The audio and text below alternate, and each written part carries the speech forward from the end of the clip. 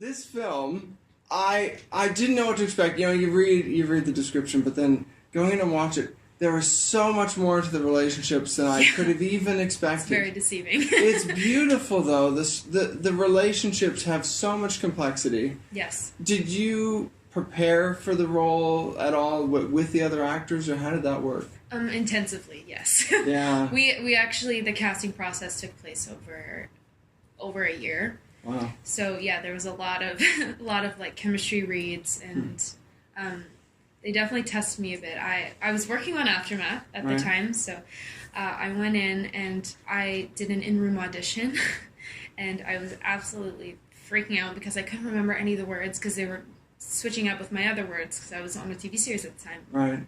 And so I went in and I got the context right, but I kind of made the words my own, essentially.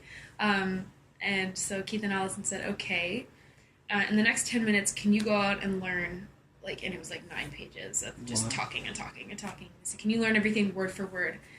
And I was like, you betcha I can. And I was like, oh my God, I'm not going to be able to do this. So like I ran out and I was just like reading it. And I went back in and I'm pretty sure I got it correct. But I was like, I messed some stuff up. And I was like, that's it. Like, they're not going to want me. And they told me later, they're like, you absolutely blew us away when we were just poking at you.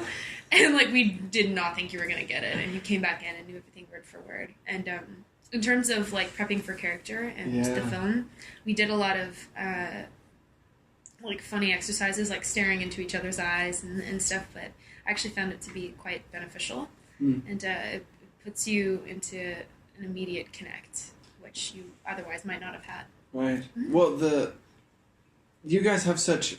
it almost feels like a bond. And it's funny because the first scene almost gives away that there's nothing there for a moment, but then it develops so beautifully. Did the director have particular kind of, I guess, hints at how he wanted you to play those, the first scene and then later on? Well, we did, yeah. I mean, we sort of created an arc for Natasha, but she does come off as more of an insignificant character or like a background character. And she turns out to be obviously a lot more prominent and crucial to Josh's character too as well, Frankie. We did sit down, obviously. We had a lot of talks. We dove into some very touchy subjects, both in my personal experiences and things I had to empathize to connect to Natasha. Right. So yeah, she's a complex character. She's very, very intricate. A lot going on. Very sheltered but very outspoken at the same time. She's very dynamic, and we worked through a lot of layers to create the most authentic place we could take her. Wow. So was a lot of that already written down in the script, or did they end up building some of that around you, or how did Absolutely. that work? Keith allowed us to have a very safe, creative space when working. He's very open-minded. Love to collaborate. He said, if these words aren't fitting in your mouth, I want you to take the intention and the feeling and just let it go. Like, there's a scene where me and Josh are like drinking a slushie, and he's like, just do it for you. I was just thinking of that scene. We're just doing it for you. And I was like, I'm missing a bit of playfulness in this. I was like, I want something a little bit more. So I was like, what can I do? And I'm like looking at him, and I'm just like, stick out your tongue. And he's like, listen to me. What? He's like, and I'm like, and then we kind of like, we're like laughing and screaming, like biking down the hill. Yes, that's what I was thinking of. Yeah, so it came across as so natural. It's because we were just goofing around and they happened to catch it on camera. But it still feels very in character too. It was, of course. But he gave us a lot of initiative That's wonderful. to take. He said, he always said, you know your character best. He's like, you tell me where you want to go with this. Is that a nice change doing TV to film? That TV never has that, I assume. Nope. Very rarely. They're like, you get this many swear words, and you have to say it. You can't say and twice. Right. It's very structured, whereas this it was very loose, and I think that's what makes such a beautiful element to the film. And especially for a film like this, it feels very important for those relationships to be so much more real than you might have in other things.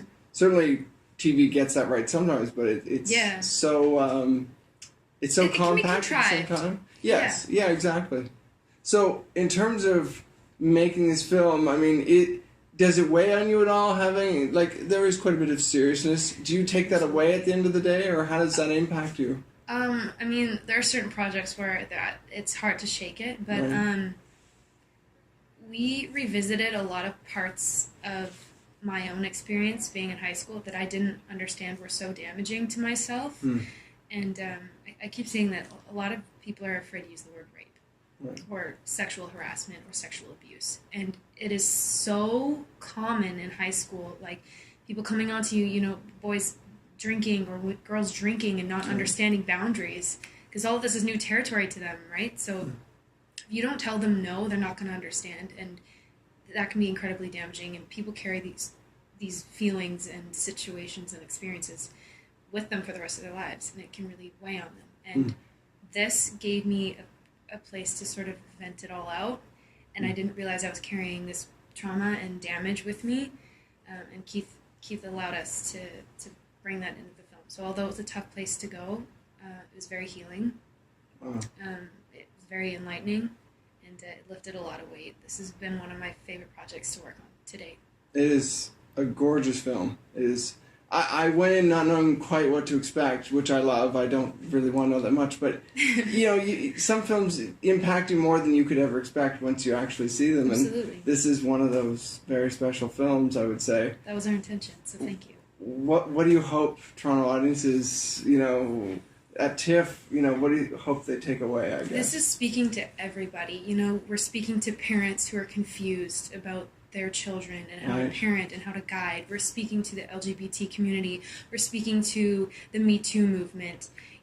People who are lost and are trying to find identity and trying to find truth in themselves.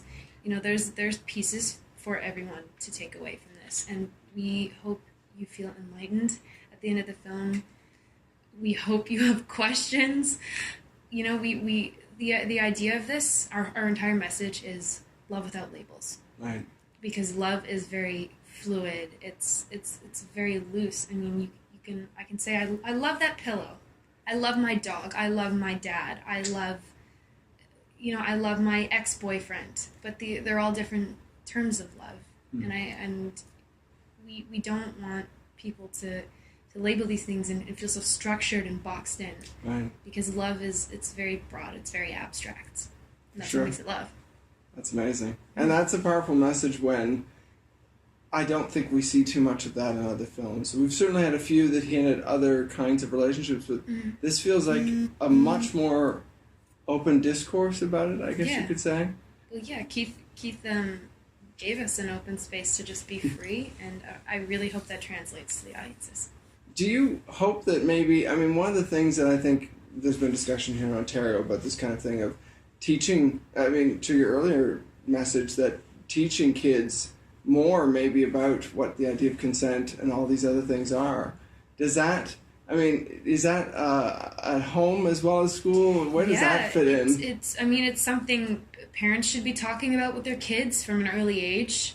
Because little kids get into stuff, especially with the internet, that they don't understand, and I remember some things when I was little that were entirely inappropriate or weird, that it's just because they were never taught, and I didn't know how to deal with them.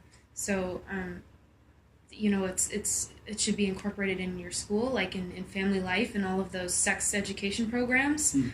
They didn't really talk about much consent when I was listening to those. It was, don't get pregnant or you're gonna die.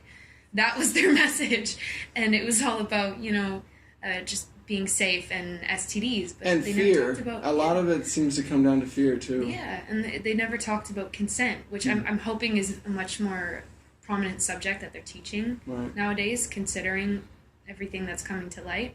Right. But it's important that this conversation is happening everywhere. I couldn't agree more. Well, otherwise, what else are you working on? Right now, you always seem to be quite busy. I am at the moment. So I just got off a pilot that I booked. It's done by ABC Studios. It's for Freeform, which is cool. It's ABC Family Network, which they just changed the name to Freeform. It's a project called Motherland. So it sounds super strange, but it's a a military witch drama. Wow. Yeah. That's amazing. Really, like, Freeform definitely doesn't have anything like it, so it's incredible. Do you get to play a witch, or? I do. That's amazing. Yeah, I was so gracious. I was cast as the lead. It's an incredible experience to work with the talents I've been working with. And it's produced by Will Ferrell, Adam McKay, wow, Kevin Messick. Yeah, they're a great team of people. And then currently I'm working on Deadly Class, which is produced by the Russo brothers, who've done the Marvel they're amazing, flicks. yeah. Yeah, they're awesome. It's for Sony Studios, too.